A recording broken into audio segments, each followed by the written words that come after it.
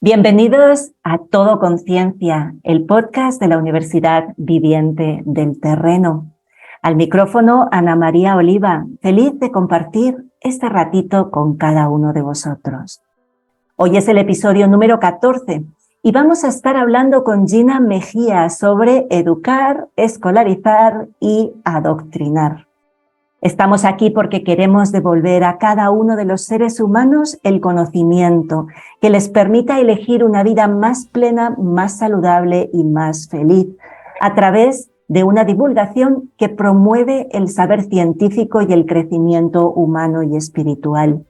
Estamos comprometidos con una ciencia rigurosa, no basada en intereses económicos, sino en el descubrimiento de las leyes naturales, y con hacer llegar ese conocimiento al mayor número posible de personas en todos los rincones del mundo. Y como les decía, hoy nos acompaña Gina Mejía. Bienvenida, Gina, ¿cómo estás? Encantada, Ana, un gusto de charlar contigo hoy. Gina lleva una gran trayectoria. Ella tiene 2 licenciaturas en Pedagogía y en Educación Primaria. Y eso no era suficiente, sino que además se presentó y por examen consiguió una 3ª licenciatura en Educación Preescolar. Lleva desde hace 30 años trabajando con niños, con estudiantes, con maestros, con todo el contexto educativo en general, tanto en la educación formal, en consultoría educativa, y también en proyectos de educación alternativa. Da igual si es preescolar, primaria, universitaria, investigación, campamentos o teatro. Gina es todoterreno y ha estado vinculada a la educación desde hace muchísimos años. Y actualmente pues está dirigiendo una escuela de pedagogía Waldorf, de orientación antroposófica. Y bueno, ella dice que eso le ha llevado a una manera diferente de pensar y de percibir la vida. Y hoy a mí me gustaría, Gina, hablar contigo mucho de esta parte, pues de cómo tú llegas hasta ahí, ¿no? Cómo tú, una persona con 3 títulos universitarios, no ni 1 ni 2, sino 3, que has estado siempre involucrada, que has sido directora de otros centros educativos, ¿qué te lleva a dar esa mirada diferente hacia la educación? Por un lado, ¿cuál era tu mirada y en qué momento y por qué esa mirada cambia y de pronto decides dar un vuelco a tu carrera profesional y también personal? Porque claro, no hay una cosa que esté desvinculada. Cuéntanos un poquito, Gina. Con gusto, Ana. Mira, yo soy afortunada porque he reconocido esta pasión en mí desde muy pequeña. O sea, yo jugaba esto. Yo soy de los que podemos decir, yo tengo la vocación grabada en el pecho desde que lo recuerdo. Y se lo debo gran parte a mi madre. Mi crianza fue muy bella gracias a ese ser hermoso de 6, que nos tenía en actividades diversas, creativas, musicales, artísticas, inundada mi casa de juguetes y de títeres y de arte. Entonces, gracias a eso yo me enamoré de la educación. Y cuando tuve edad para decidir por mi destino, tenía muy claro que yo quería ser parte de esos guerreros que están en la educación. Entonces, desde muy chica me involucré en el trayecto de la educación, pero en este cambio que me preguntas tiene que ver ya con mi maternidad. El yo haberme vuelto madre cambió mi corazón para siempre. Siempre anhelé tener un hijo, tengo 2, pero el reconocerlos, el tenerlos en mis brazos desde el día que salen dentro de ti, impactó profundamente en mi corazón en términos de darme cuenta de la enorme responsabilidad que era ese ser que estaba ahí, que respiraba, que sentía, y que ese ser iba a ser alguien en la vida, tenía que estar ahí por una razón, por un propósito. No me voy a detener mucho en esta parte, pero incluso mis embarazos requirieron mucho trabajo. No fue fácil para mí lograr embarazarme, ni del primero ni del segundo. Esa es otra historia que algún otro día te contaré. Pero entonces tener ese milagro de vida en mis brazos me hizo sentirme que no sabía nada, que estaba yo en pañales y que saber lo que esa personita iba a requerir de mí era totalmente nuevo en el mundo. Entonces, ahí fue cuando yo cambié un montón de ideas y de paradigmas que tenía sobre la educación y me incliné más por buscar un camino que me explicara y que me acompañara cómo acompañar el acto de vida y la existencia misma, creyendo siempre que seguramente había un propósito de bien ahí detrás, ¿no? Entonces, eso me llevó a la pedagogía Waldorf. Yo ya venía trabajando en métodos de escuela activa, siempre fui como muy enamorada de los métodos que permiten involucrarse al niño como el protagonista, como el centro del currículo, como el centro del aprendizaje. Eso siempre lo concebí, siempre lo viví, pero me daba cuenta que faltaba algo más, ¿no? ¿Cómo puede ser que un gobierno o que una escuela o que una institución o que un programa pueda determinar en qué debe convertirse una persona?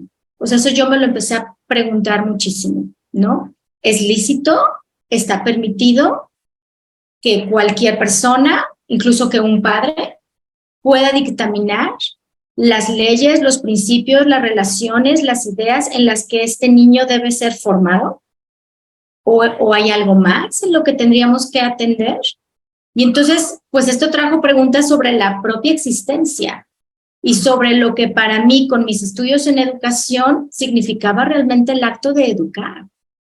Y en un sentido más amplio, en un sentido de educar para la vida, ¿no? Porque yo ya tenía la vida de mis hijos en la mano. Y habiendo pasado con un montón de niños, era diferente, esta vez era diferente. Al mismo tiempo, como que el acto de la maternidad me llevó a estar muy sensible a lo que pasaba a mi alrededor.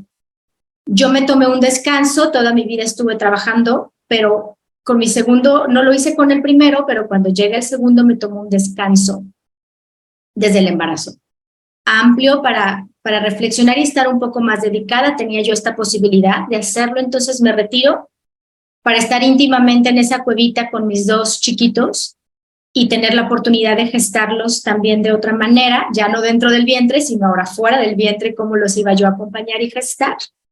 Y entonces me vuelvo muy sensible a estar atendiendo los mensajes que hay a mi alrededor, en términos de que si yo iba a un lugar, estaba muy atenta a leerme todas estas revistas de padre e hijo que te ponen ahí, ¿no? En la consulta del pediatra. O si iba yo al mercado, estaba atenta a las revistas, o me di de alta en varios blogs, en internet, que me llegaban noticias de madre, el acompañamiento semana con semana, mes con mes. O sea, estaba yo como muy atenta a ese mundo. Pero a la vez que yo iba creciendo en mi desarrollo como madre, también iba creciendo en mí muchas preguntas con respecto al entorno que nos envolvía. Y me empezó a doler el corazón en términos de muchas cosas que yo veía. Y cualquiera que vea el mundo hoy, nos damos cuenta que los cambios han sido cada vez más rápidos y más abruptos. Lo que ahora se concibe como el rol de la mujer está siendo totalmente distinto a lo que era hace todavía unos años atrás. Igual, lo que ahora se concibe como disciplina, lo que ahora se lee de lo que debe ser la disciplina para educar a los hijos, a lo que se leía antes o lo que se usaba antes.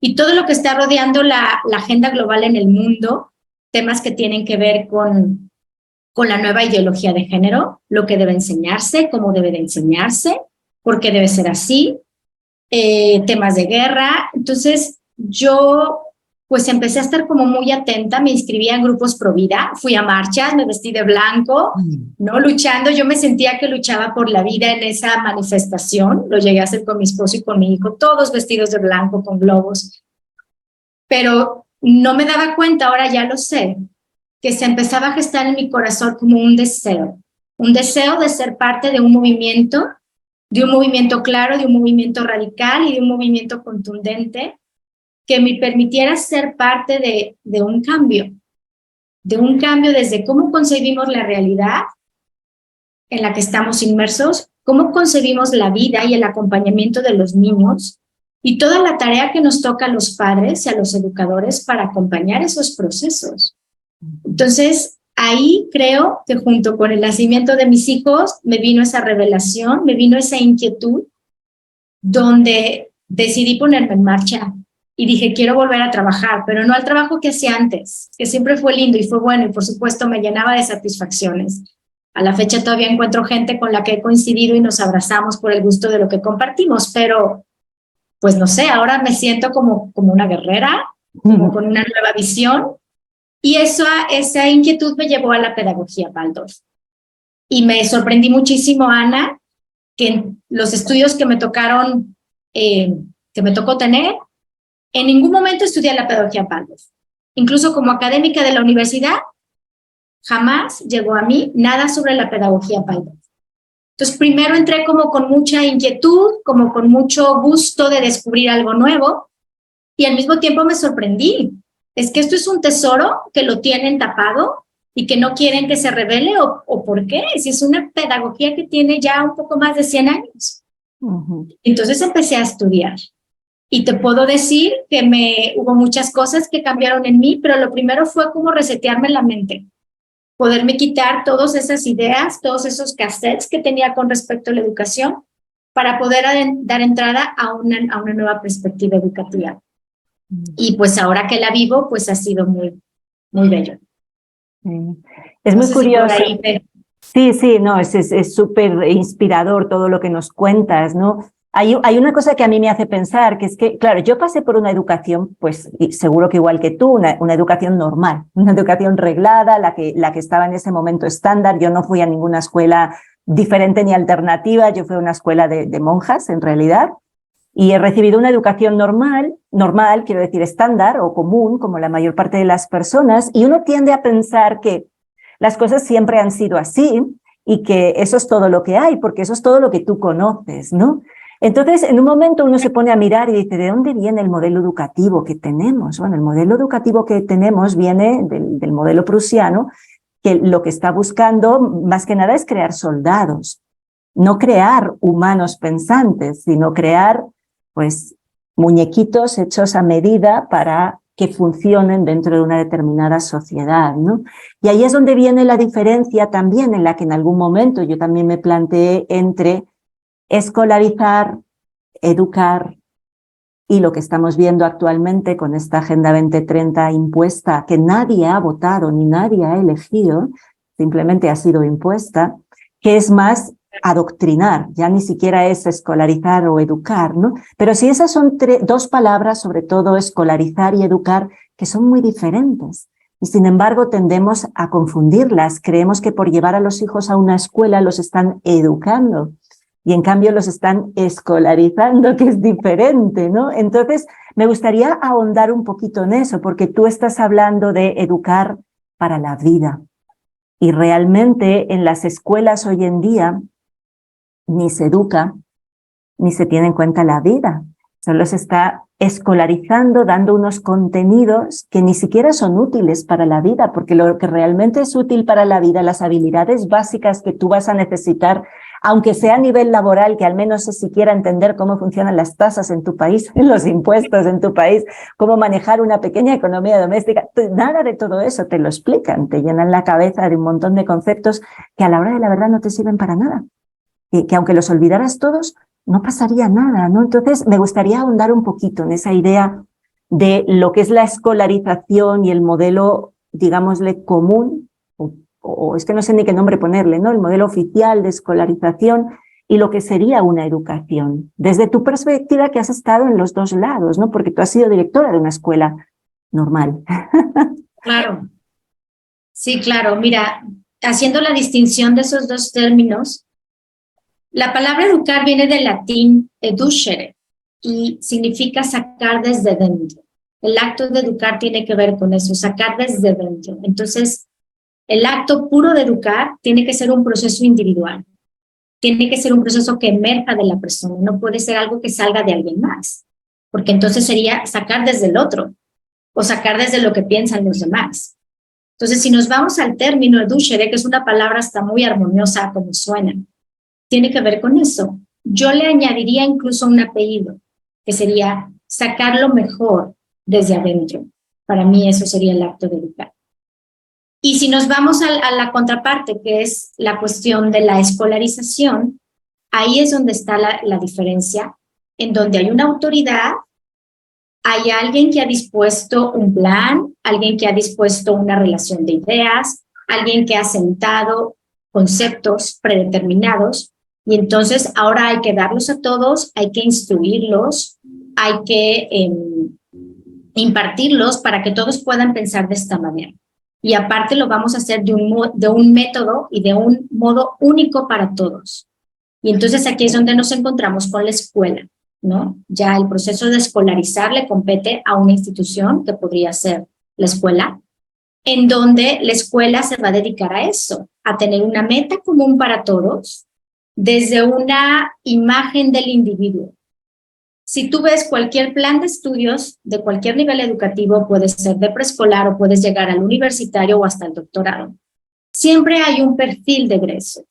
Ese término de perfil de egreso se refiere a esta imagen que se ha dispuesto en esta institución o en este programa de cómo se debería de ver la persona que ha pasado por este proceso educativo o este proceso de escolarización. Entonces, ahí tienen la imagen colocada y entonces ahora lo que sigue es dosificar por partes. Hay una segmentación de edades o hay una segmentación ya de contenidos, donde hay niveles, no nivel 1, nivel 2. Entonces, todas las personas pasan por ese proceso para llegar a una misma meta. Pero da igual lo que salga en un proceso de escolarización, da igual lo que salga de ti, porque no queremos o no nos importa ni siquiera lo que salga de ti en el camino. Lo que importa es que tú entiendas esto como yo quiero que lo entiendas. Entonces, ahí es donde está la tensión entre el acto de educar y el acto de escolarizar, porque aunque un maestro esté siguiendo un programa, siempre va a haber esos pequeños momentos en donde el individuo tenga la edad que tenga, va a haber algo en su interior que se puede estar ahí intuyendo, deslucidando, y puede haber un brote hasta de alegría.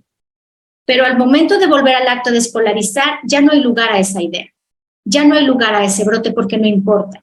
Y tú mismo, cuando estás en ese ambiente escolarizado, te da hasta temor continuar con ese pensamiento, porque tú misma dices, no, él es el experto. Él es la persona que me está trayendo el conocimiento puro. ¿Qué más da lo que yo piense?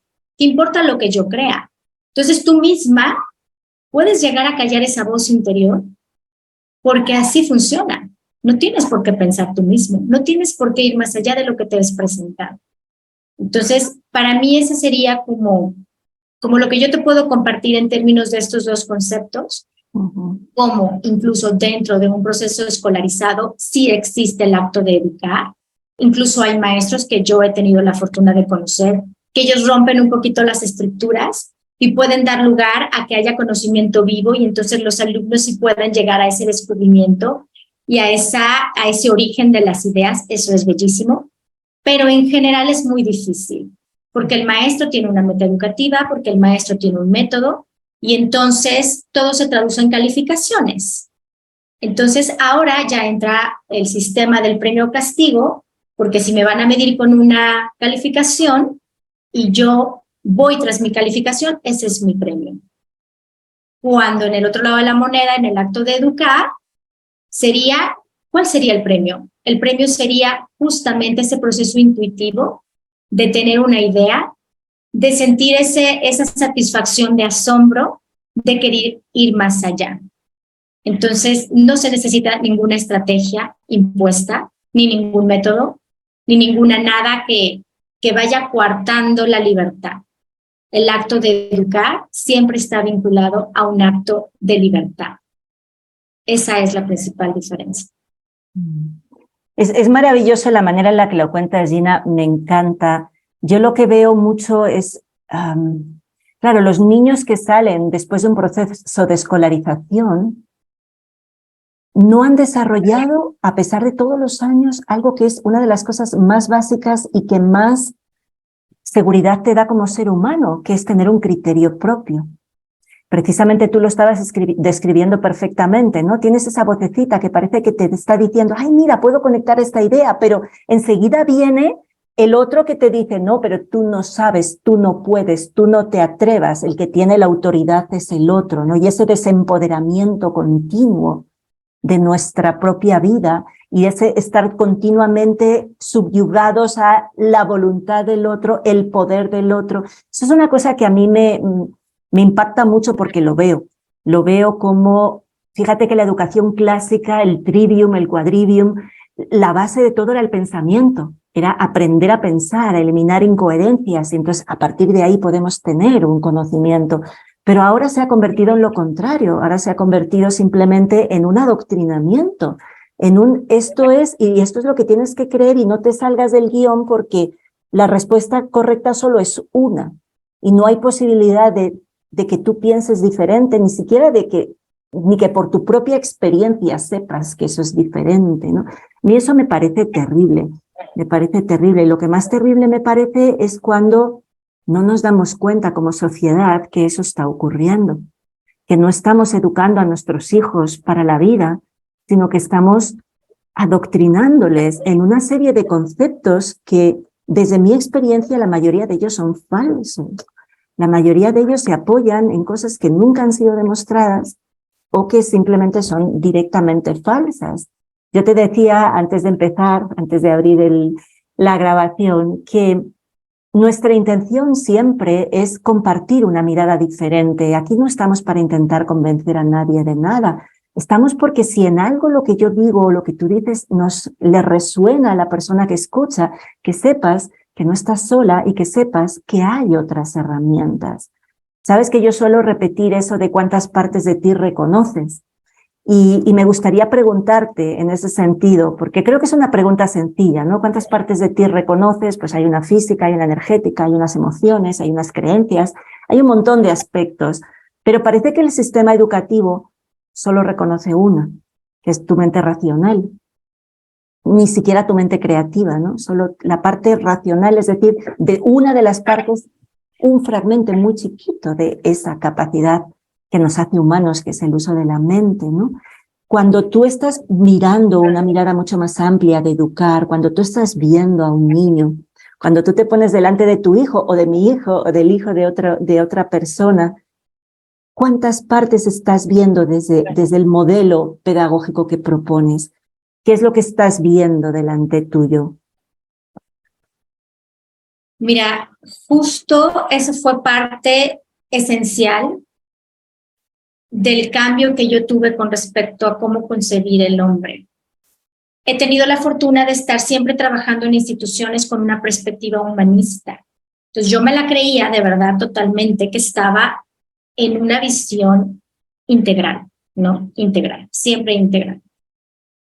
Pero la pedagogía Waldorf me ayudó a entender la visión del hombre de una manera distinta. La escuela, como bien dices, tiene que ver con un entrenamiento de mente, ¿no? Todos los programas, todas las actividades están creadas para despertar el uso del intelecto, la parte de la razón, la parte del análisis, la parte de la crítica. Y bueno, la crítica hasta cierto punto, porque también podemos hablar de ello.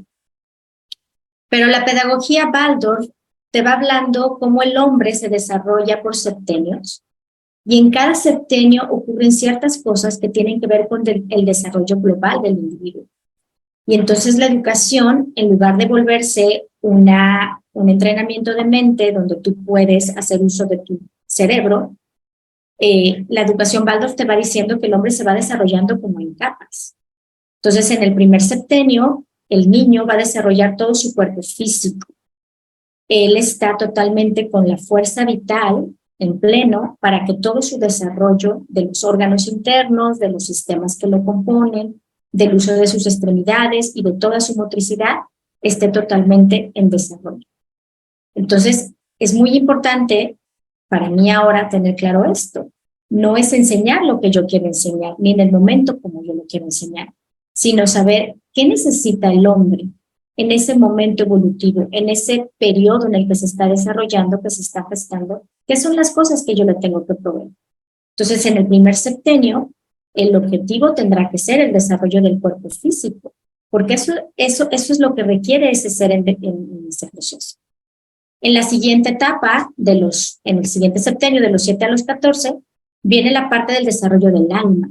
Entonces ya hay el reconocimiento de un segundo componente del cuerpo. Ya no solamente es la parte física, sino ahora viene el desarrollo del alma. Y es ahí donde se encuentra el desarrollo de todas las emociones.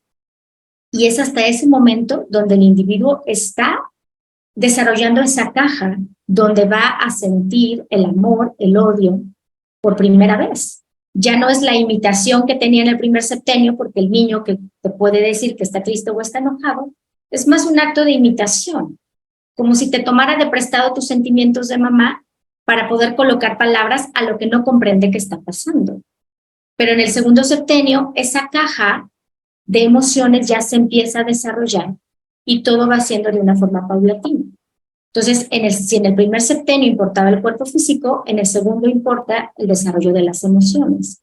Y ahí vas teniendo pistas de cómo acercarte y qué proponerle al niño en un sano y libre desarrollo. En el primero tendrá que ver con el desarrollo motor y en el desarrollo físico de todas esas habilidades, pero en el segundo septenio tendrá que ver con el sentir. Y toda la enseñanza y todo lo que aprende tiene que ir vinculado al sentimiento, porque es la manera como va a poder tener una verdadera y significativa vinculación. Y en el tercer septenio viene el otro elemento que es la mente, que es el espíritu.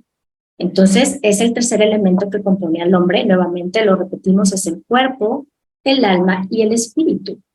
Y entonces ya es la etapa donde entra todo el desarrollo del raciocinio. Todo el desarrollo del cerebro está completo y está equilibrado para poder llevar a cabo todas las vinculaciones teóricas, de argumentación y de juicio.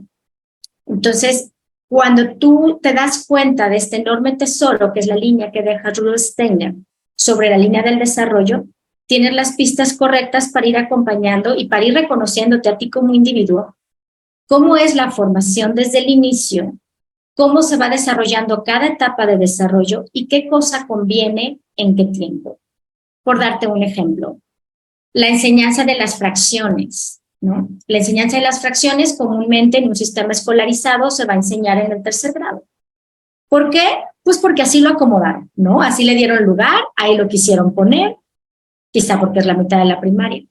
Dentro de esta perspectiva de comprender el desarrollo te das cuenta que el niño de los 9 años vive una crisis que tiene que ver con el desarrollo de su identidad y su existencia. El niño ya vivió la separación del mundo, el niño pequeño viene como en una masa y se siente parte de una misma sopa. Él está ahí con todos en esa misma sopa, en ese mismo mundo. En el segundo grado empieza este proceso de la dualidad donde se separa y ya se reconoce como un ser diferente del otro y empieza a reconocerse como diferente. Pero es hasta el tercer grado que hay esa separación literal donde los niños pierden totalmente ese velito que les protegía y podían verlo todo como una fantasía. Ahora ya pueden distinguir claramente la fantasía de la realidad y la realidad es muy dura. Algunos niños la podrán llevar más suave, otros más intenso, dependiente del ambiente que los rodea, la familia, la escuela o los espacios donde vayan, y también el temperamento, que ese es otro tema, pero es esa esencia que nos define a todos, en donde vemos que cada uno somos diferentes. Entonces, en esta etapa, los niños viven una separación, una ruptura, de darse cuenta que están solos y que van a tener que salir adelante solos, que mamá puede enfermar y puede morir. Y si en esa etapa pierden a su mascota, pues es devastador, porque empiezan a comprender lo que es el evento de la muerte, de la vida y de la muerte. Entonces, los chicos están en esa etapa donde ya vivieron y están experimentando por sí mismos la separación. Eso lo viven alrededor del tercer grado. Y entonces, cuando pasan esa etapa, si tú les presentas un tema, un contenido académico que tiene que ver con la fracción, lo pueden manejar, lo pueden entender, porque ya experimentaron en su propia existencia esa separación. De otra manera, pues lo podrían repetir, lo podrían entender hasta cierto punto, pero no harían suyo el contenido, no le darían vida al contenido porque ellos mismos no están separados, ellos son una unidad con el mundo antes del tercer grado, ¿no? Entonces, es un ejemplo de cómo desde esta perspectiva, desde esta educación, con una visión más completa del hombre, cuerpo, alma y espíritu, en la pedagogía Waldorf yo he encontrado el enorme recurso de entender cada momento y saber entonces qué cosa le va a dar significado al individuo y se le quedará marcado para el resto de su vida. Porque estamos hablando, incluso voy a hacer una precisión, hablamos en esta conversación tú y yo de educación para la vida. pero últimamente me he dado cuenta incluso que va más allá. No es educación para la vida, sino en la vida, en los ritmos de la vida, en los momentos de la vida, en el presente de la vida, en la atención plena de la vida. Porque incluso el propio proceso de educar, desgraciadamente, tan acelerado, está siempre planteado para el después, ¿no? Y si tú le preguntas a una madre, ¿por qué llevas a tu hijo a la escuela? Te va a decir para que sea un hombre exitoso, para que tenga un buen trabajo, para que sea, todavía te podrán decir, para que sea alguien en la vida. Y en realidad, ¿cómo? O sea, cuando termine el proceso de escolarización, entonces, ¿sí va a ser alguien en la vida? Y ahorita no lo es. Entonces, ese término lo precisaría yo contigo en este momento de decir, no es para la vida, es en la vida. Ahorita mismo en la vida, ese niño que es de 5 años, de 4 años, de 8 años, de 12, esa persona que es, la educación debe de ser para su vida misma, para lo que ese ser humano vino a formar en este destino, que yo creo siempre es un destino de bien, siempre, y en cada etapa de desarrollo que pueda vivirla plenamente. A mí, yo cuando descubrí esa idea de los septenios, te debo confesar que también entré un poco en crisis, ¿no? Porque de pronto te das cuenta de que has estado haciendo las cosas al revés, de que no has estado respetando los ritmos de la vida, ¿no? Es muy curioso porque incluso desde la neurociencia te explican el desarrollo del cerebro y de las ondas cerebrales y por tanto las funciones asociadas a cada una de esas ondas, ¿no? Tú tienes un bebé, el bebé solo se despierta un poquito y se duerme y no llega a más allá de un zeta, casi que llega a un alfa y se vuelve otra vez a dormir, ¿no? Y como las distintas ondas cerebrales vienen asociadas al desarrollo evolutivo del cerebro. Y sin embargo, a pesar de tenerlo muy claro desde la neurociencia, vemos los modelos educativos en los que, por un lado, y voy a empezar de atrás para adelante, se ningunea ese momento de quiebre tan importante de los niños y simplemente se dice, ay, no, es que está en una preadolescencia, en lugar de darte cuenta de lo importante de acompañar ese momento vital y el que si no acompañas en ese momento, ahí sí, prepárate para la adolescencia que va a venir después, ¿no? Pero es ese no ser conscientes de un momento tan importante como es el momento en el que el niño empieza a sentir su yo independiente y empezar sobre todo a ver que la imaginación les empieza a abandonar, que de pronto se aburren, ese mamá me aburro, es casi el síntoma más claro de decir, oh, aquí ya está empezando a haber un proceso a todos los niveles que se ignora. Pero hay otra cosa todavía que a mí me preocupa más, que es la estimulación precoz de los niños, la estimulación intelectual precoz, esa idea de que el niño con 3 años le estimulamos con música de Mozart para que ya empiece a tener las letras y para que con 5 años esté leyendo el Quijote. Y eso, por propia experiencia de mis propios hijos, sé el daño que les hace en su salud física. La estimulación intelectual antes de que el niño esté preparado va en detrimento absoluto, como tú decías, del desarrollo que en ese momento le toca al niño hacer, que es el desarrollo del cuerpo físico. Eso no significa que el niño hasta los 7 años lo único que tenga que hacer es saltar y brincar, porque hay muchas otras cosas que se pueden ir acompañando, esa generación de imágenes, esa generación de sensaciones, ¿no? Todo eso forma parte del desarrollo de esa edad. Pero esta idea de que estimularles intelectualmente con 4 o 5 años, hacerles esa lectura ya con 5 años, eso desde esta mirada que estamos proponiendo va absolutamente en detrimento del desarrollo del niño. Totalmente, Ana. La imaginación es uno de los elementos que creo que está en juego justo del tema que estamos hablando. Estamos hablando de educar y estamos hablando de escolarizar. Y creo que ahí la que se queda perdiendo siempre es la imaginación y la creatividad. Decíamos pues que en un proceso de escolarización vienen ideas impuestas, vienen estructuras impuestas y entonces todo lo que está determinado que tú debes aprender es lo que te voy a depositar como lienzo en blanco para que tú lo aprendas. A diferencia de un acto libre de educación, donde el individuo saca lo mejor desde dentro y empieza a permitir que todas sus cualidades humanas, porque está en nosotros, ya está ahí todo ese paquete. Es solamente darle la salida. Parte de estas preciosas cualidades que nos hacen únicos como seres en la creación tiene que ver con la imaginación. Y quiero mencionarlo porque a mí me impactó profundamente cuando ahora en esta nueva pedagogía estudié la relación entre imaginación y pensamiento, ¿no? Todos hemos sido dotados con el acto de pensar, ¿no? Y es lo que nos da como el poder de sentirnos mejor por encima del reino vegetal y del reino animal, porque pues el hombre piensa. Y pienso tanto que ahora hasta le doy vida a las máquinas y a los robots que hacen todo por mí, ¿no? El pensamiento vivimos en una época que el pensamiento es lo máximo. Ok, sin embargo, ¿qué antecede al pensamiento? ¿Qué hay detrás del acto de pensar? Y ahí es donde nos podemos ir hacia atrás, hacia los años de oro, de los 0 a los 7 años, que son cuando los niños están en el apogeo de la fantasía. Y cualquiera que vea a un niño ahorita, si te lo encuentras en el parque o en un restaurante o en una casa, es fascinante ver cómo evidentemente están en el mundo de la fantasía. Ellos están viendo dragones, están viendo príncipes y una piedra ya se convirtió en un artefacto maravilloso y la espada de su palo. Entonces, ese mundo de la fantasía es el permitirte a ti, adulto y al niño, mantenerte en el mundo de la fantasía, va a hacer que tu proceso creativo sea mucho más rico. Y ese proceso creativo es el que va a anteceder al pensamiento.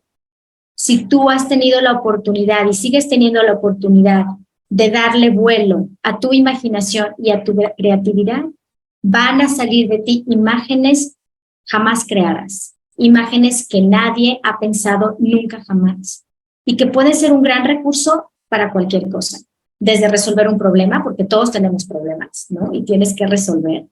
Y entonces el uso de tu imaginación y tu creatividad te va a permitir resolver de una manera distinta en donde estés atorado. Pero lo más importante, Ana, creo que estamos hablando nosotros de la esperanza también, ¿no? La esperanza que en este mundo que está tan roto, que está tan quebrado, que sigue siendo perpetuado, porque esto tiene que ver también con la escolarización, una agenda predispuesta para que se sigan perpetuando las mismas ideas, para que se sigan perpetuando las mismas prácticas y para que nadie cambie. Y si queremos que algo cambie, pues esta autoridad va a decidir qué es lo que se va a cambiar. Pero entonces darle la oportunidad a los niños y darle la oportunidad a nosotros de recuperar nuestras imágenes a través de la creatividad nos va a permitir pensar de una manera diferente. Y a mí me fascina esto, lo encuentro mucho en los recursos de los cuentos. Cuando tú tienes la oportunidad de leer un cuento plagado de fantasía, empiezas a ver nuevas relaciones y nuevas posibilidades ante todos los conflictos humanos. Y ese cuento puede detonar en ti nuevas ideas y nuevas soluciones. El poderle dar a un niño en un acto de educación libre, de educación plena, la posibilidad de crear y diseñar sus propias imágenes a través de esos cuentos maravillosos y a través del juego que sale desde dentro, no el juego que viene de una caricatura ni de un prototipo, ni del adulto fingiendo ser niño y jugando con su hijo, porque también está influenciado. Digo, no está mal que juguemos con nuestros hijos, pero hay que dejar que ese juego emerja desde ellos.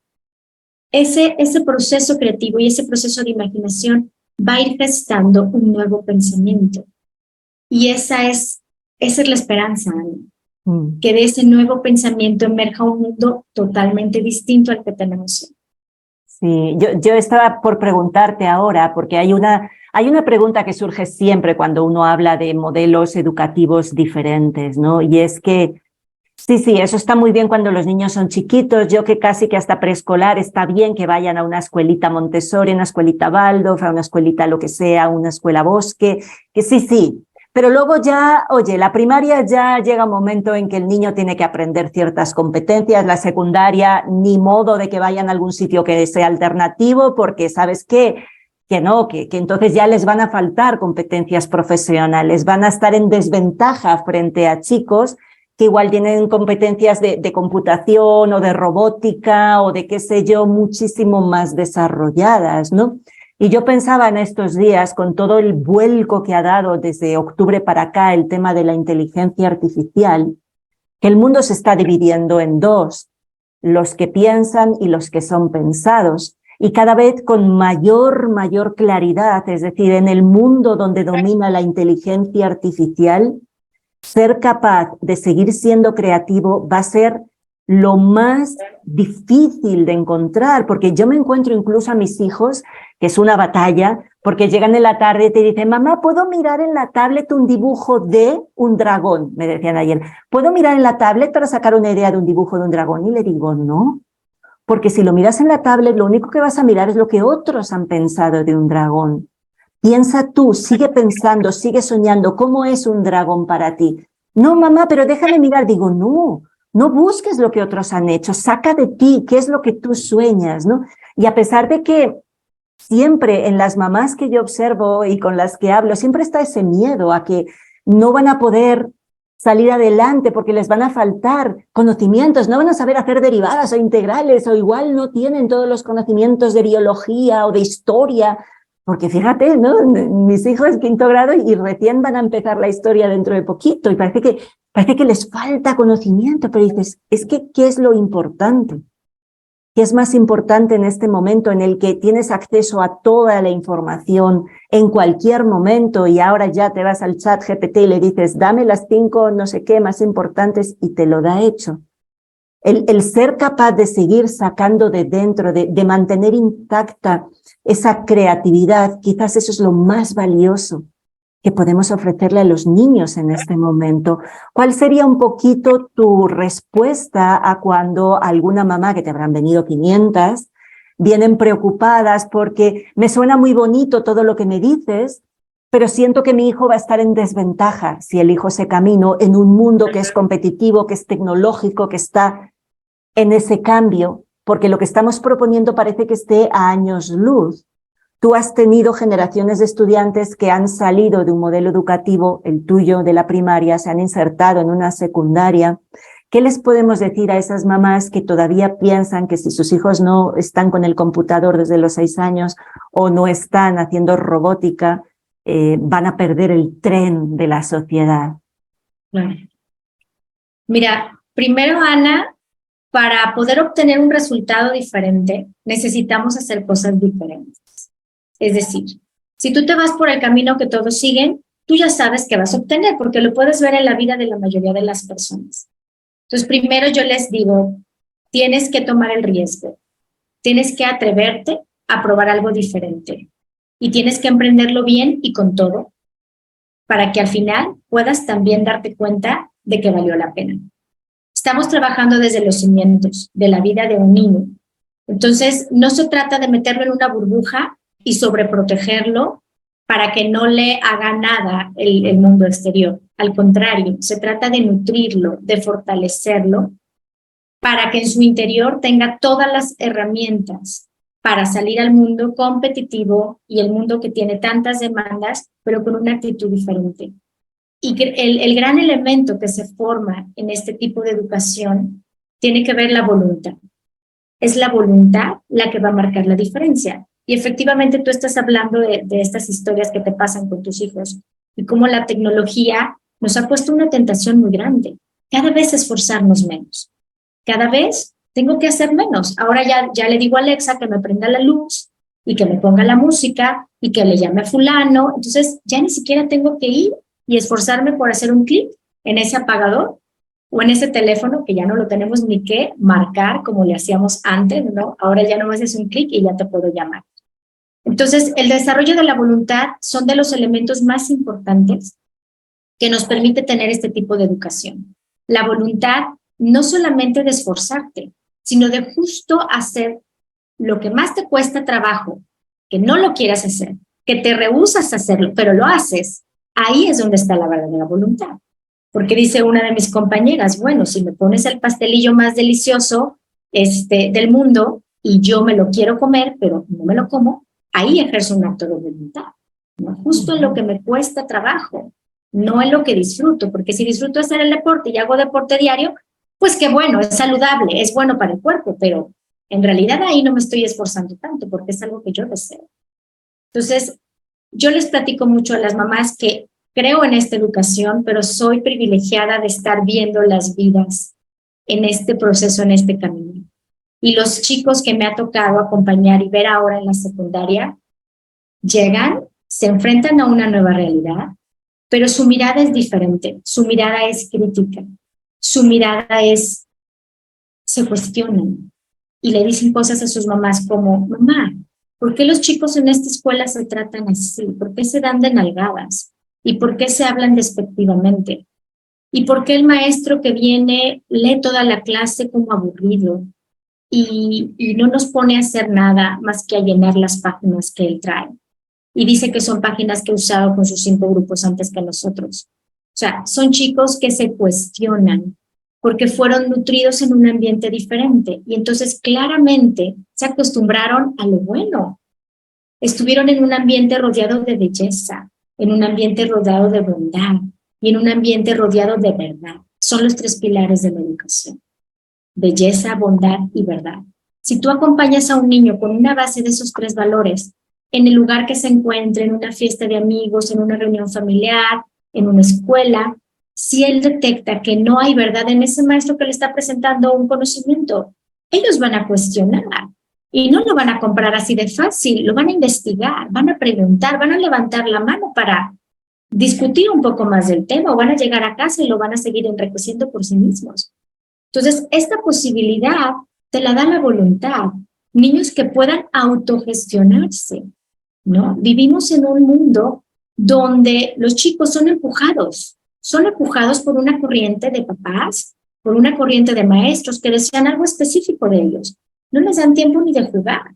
Tienen unas agendas llenas. De verdad, me preocupa muchísimo ver niños de 3 y de 4 años que además del tiempo que pasan en la escuela, tienen que atender todas las clases extracurriculares. ¿Y en qué momento son únicamente niños? Y esta es la pregunta que yo les hago a los papás. Ellos me preguntan, yo también les contesto con otra pregunta. ¿Cuánto tiempo crees que tu hijo va a ser únicamente niño? Solo niño. Y se sorprenden que yo les regrese la pregunta porque no se la esperaban. Realmente es un tiempo muy corto. Algunos a los 10 años, algunos a los 12, pero no creo que más allá de los 13 años alguien siga siendo niño. Te llegan los cambios, evidentemente, y estamos en un mundo en donde quieren acelerar estos cambios.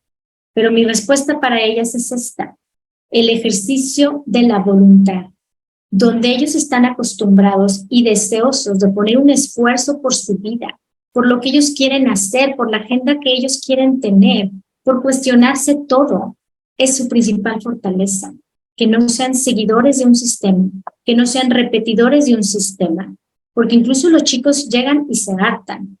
O sea, tú puedes ver el gesto del adolescente, está harto que le digan qué hacer, está harto que le digan cómo lo tiene que hacer.